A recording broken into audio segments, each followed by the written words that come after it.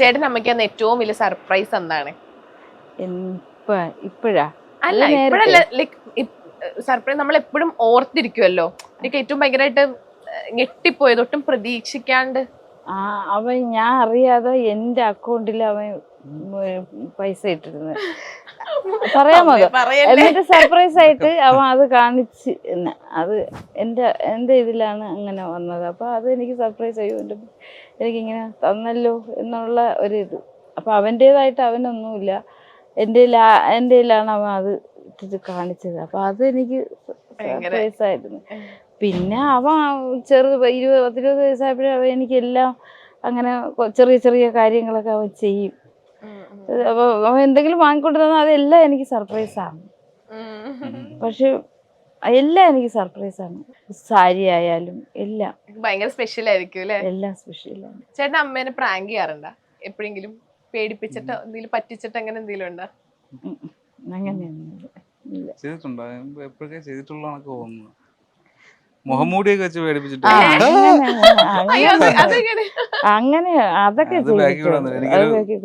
സ്കെൽറ്റന്റെ ഒരു പരിപാടി ഗൾഫിൽ നിന്ന് ഒരുത്തം കൊണ്ടുവന്നായിരുന്നു. രാത്രി ഇന്ന് തിളങ്ങണ പുള്ളിക്കടുത്ത റൂമിൽ ഞാൻ ഇങ്ങനെ നിന്ന് കൊടുത്ത് പേടിച്ചു. അതൊക്കെ അല്ലാതെ വേറെ അങ്ങനെയാണോ? അതുപോലത്തെ വേറെ എന്തെങ്കിലും കുസൃതിയൊക്കെ ഉണ്ടോ? എപ്പോഴും എനിക്ക് എന്തെങ്കിലും പറ്റുമെന്നുള്ളൊരു ടെൻഷൻ ഉണ്ട് അവന്. എന്തെങ്കിലും ഒരു അസുഖം വന്നാലും അവൻ പറയും അമ്മ ആശുപത്രി പോകണം, അമ്മയ്ക്ക് എന്തെങ്കിലും പറ്റുമോ, എന്തെങ്കിലും പറ്റുമോ, അങ്ങനെ ഒരു ടെൻഷൻ അവനുണ്ട്.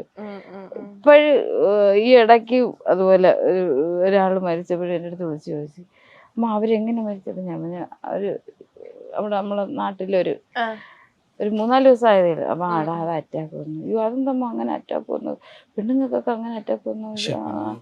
അങ്ങനെ അവൻ ടെൻഷൻ അടിക്കും. അപ്പോഴേ ഞാൻ പറഞ്ഞടാ എല്ലാവർക്കും വരണത് തന്നെ, നമ്മളൊക്കെ ഇത്രയും കാലം ജീവിച്ചില്ല, ഇനി അങ്ങ് പോണെങ്കിൽ പോട്ടെ, അങ്ങനെ പക്ഷെ അവൻ അതൊന്നും അക്സെപ്റ്റ് ചെയ്യില്ല. അമ്മയ്ക്ക് എന്തെങ്കിലും പറ്റും, പപ്പയ്ക്ക് എന്തെങ്കിലും പറ്റും, അങ്ങനെയൊക്കെ ഉള്ള ടെൻഷൻ ഉണ്ട്. അങ്ങനെ നീ ചോദിച്ചില്ലേ പിന്നെ? ഞാൻ അല്ല, മക്കൾക്ക് എന്തായാലും ഭയങ്കര ഒന്നും പറയണതൊന്നും ഇഷ്ടമല്ല. എനിക്ക് എവനെ പോലെ ആഹാരം ഭയങ്കര ഇഷ്ടമാണ്. രണ്ടുപേർക്കും ഭയങ്കര ഇഷ്ടമാണ്. അമ്മയ്ക്ക് എങ്ങനത്തെ ഫുഡാണ് കൂടുതൽ ഇഷ്ടം? എനിക്ക് നാടൻ ഫുഡാണ്. അത് നമ്മളെ വീട്ടിൽ വെച്ച് കഴിക്കാൻ അവന് അതാണ് ഇഷ്ടം. പക്ഷെ പുറത്തിറങ്ങി അവന് അത്ര താല്പര്യമില്ല. ഹോട്ടലുകളിലൊന്നും വെച്ചിട്ട് അങ്ങനെ താല്പര്യമില്ല. അതുപോലെ എനിക്കും അതുപോലെയാണ്. അതേസമയം എൻ്റെ മോള് നേരെ തിരിച്ച്, അവളെ അച്ഛനും അതുപോലെ തന്നെ പുറത്തിറങ്ങി അവർക്ക് ആഹാരം കഴിക്കണം. ശരിക്കും പറഞ്ഞ ഈ വീട്ടിൽ അമ്മയുടെ ഫുഡൊക്കെ ഏറ്റവും കൂടുതൽ മിസ് ചെയ്യാൻ തുടങ്ങിയത് ഒറ്റയ്ക്ക് മാറി താമസിക്കാൻ തുടങ്ങിയപ്പോഴായിരിക്കും അല്ലേ? കാരണം ഞാനൊക്കെ പണ്ട് വീട്ടിലാണെങ്കിൽ ഇങ്ങനെ എനിക്ക് ഏറ്റവും വെറുപ്പുള്ള സാധനമായിരുന്നു ചോറ് എന്ന് പറയണത്. മാറി താമസിക്കാൻ തുടങ്ങിയപ്പോഴാണ് ചോറിന്റെ വില അറിയാൻ തുടങ്ങിയത്. അതാണ്, അത് അവനതുണ്ട്, നാടൻ ഫുഡാണ് ഇഷ്ടം. അപ്പൊ അതുപോലെ ഇപ്പൊ ചേട്ടന് ചോറ്, ചൂരക്കറി, ചീനി പറഞ്ഞ പോലെ അമ്മയ്ക്ക് അതുപോലത്തെ ഏറ്റവും ഇഷ്ടപ്പെട്ട? എനിക്കും അമ്മക്കും എല്ലാവർക്കും അത് തന്നെ ഇഷ്ടം. ചിക്കനോട് താല്പര്യം, മീനിനോടാണോ കൂടുതൽ താല്പര്യം? ചിക്കൻ എന്നാലും വെക്കും, ഇവൻ വെക്കും, മോള് വെക്കും, അവൻ്റെ അച്ഛൻ, എല്ലാരും വെക്കുന്നത് വേറെ വേറെയാണ്. ഞാൻ വെക്കും. അപ്പൊ ഞാൻ അങ്ങനെ ചിക്കനൊക്കെ വാങ്ങിച്ചാൽ അവര് തന്നെ അങ്ങ് കൈകാര്യം ചെയ്യും. അമ്മക്ക് ഏറ്റവും ഇഷ്ടപ്പെട്ട ആക്ടർ ആരാണ്? മോഹൻലാൽ. ലാലേട്ടന്റെ ഏത് സിനിമ കണ്ടിട്ട്? മമ്മൂട്ടിനെ ഇഷ്ടമാണ്.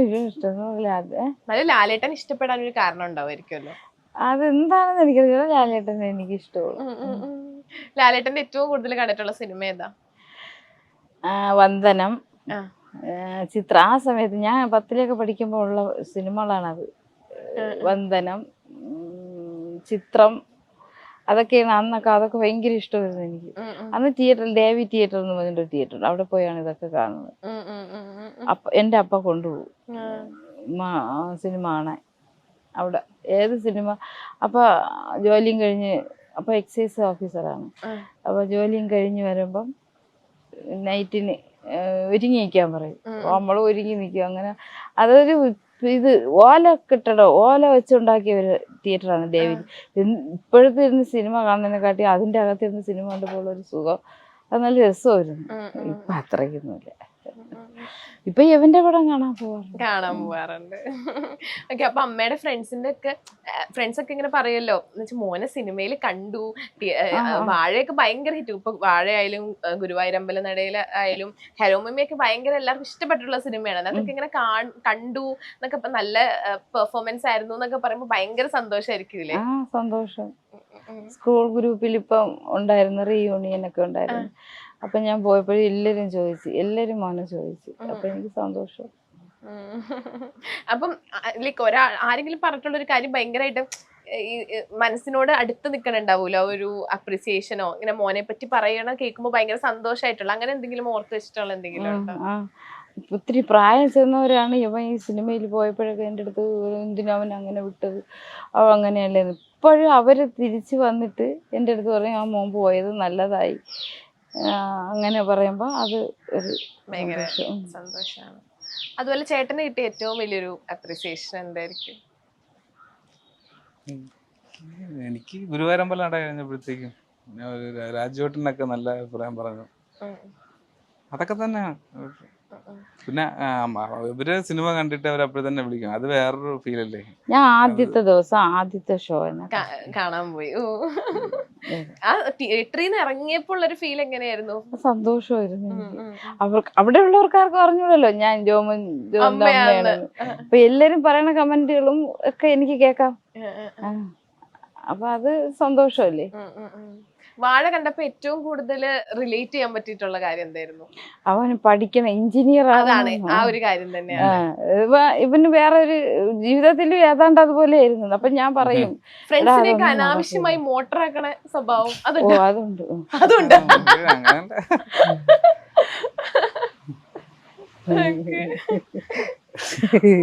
അപ്പം സാറാസ് അല്ലേ ഫസ്റ്റ് മൂവി എന്ന് പറഞ്ഞത്? അപ്പൊ അതായിരിക്കുമല്ലോ ആദ്യമായിട്ട് തിയേറ്ററില് ബിഗ് സ്ക്രീനില് ചേട്ടനെ കാണുന്നേ. അല്ല, അതിന് മുമ്പ് OTT ആയിരുന്നു അല്ലേ? 18ാം പഠിക്കുന്ന അത് അതിലൊരു ചെറിയ വേഷമുണ്ട്.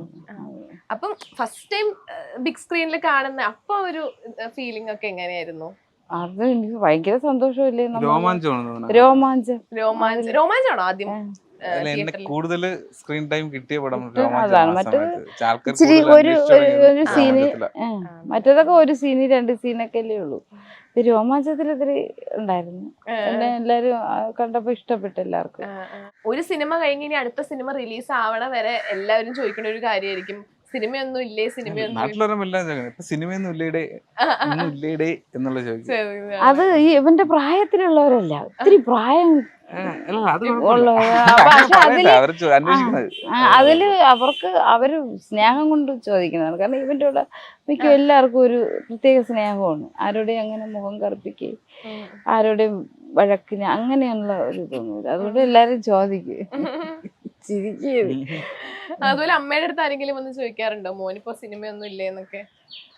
ഇപ്പൊ അങ്ങനെ ചോദിക്കാറില്ല. നേരത്തെയൊക്കെ കിച്ചു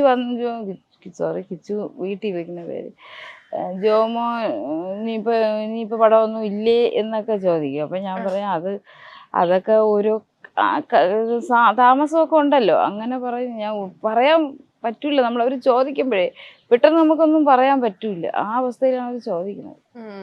വിഷമവും ചിലപ്പോ നമ്മളിപ്പോ മറ്റുള്ളവരുടെ ഞാൻ സിനിമ ഏതിറങ്ങാൻ പോണെന്നൊന്നും വീട്ടുകാരായിട്ടൊന്നും പറയാനൊന്നുമില്ല. അവർ ഇറങ്ങാൻ നേരത്തെ ഞാൻ ഇങ്ങനെ പറയും, അല്ലെങ്കിൽ അവർ അറിഞ്ഞിട്ട് പറയും ഇത് ഇറങ്ങിയല്ലേ പോയി കാണാം, അങ്ങനെ പറയില്ല. വീട്ടുകാരുമായിട്ട് ഞാൻ എന്റെ കാര്യങ്ങൾ സിനിമയിൽ പരിപാടികളൊന്നും പറയില്ല. അവൻ പറയില്ല, അങ്ങനെ പറയില്ല. അവന് പറഞ്ഞു. പിന്നെ നമ്മളെ ഇന്ന് വേറൊരാൾ അറിഞ്ഞത് ഇറങ്ങാറാകുമ്പോ ഷൂട്ടിന് പോകാൻ നേരത്തെ രാവിലെ എന്നെ വിളിക്കും, ഞാൻ ഷൂട്ടിന് ഇറങ്ങി നമ്മാന്ന് പറയും. അതേയുള്ളൂ, അതിലെ കാര്യമോ കഥയോ ഒന്നും നമുക്കറിയില്ല.